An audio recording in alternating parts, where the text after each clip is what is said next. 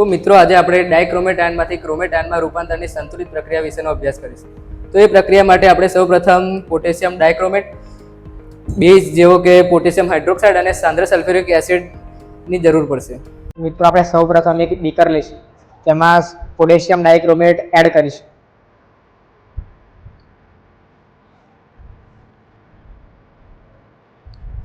હવે આપણે થોડુંક પાણી એડ કરીશું.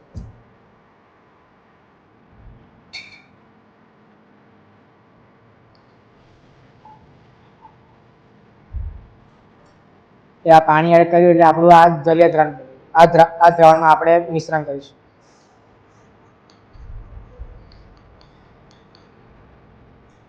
મિત્રો આપણું જલીય દ્રાવણ બની ગયું. તેમાં આપણે બેઝ તરીકે પોટેશિયમ હાઇડ્રોક્સાઇડ એડ કરીશું.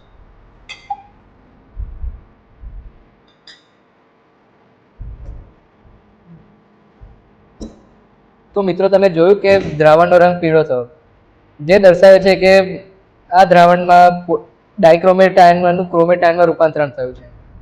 હવે આપણે તેની પ્રતિવર્તી ક્રિયા વિશે અભ્યાસ કરીશું. આ દ્રાવણમાં આપણે બે એસિડ તરીકે સલ્ફ્યુરિક એસિડ એડ કરીશું.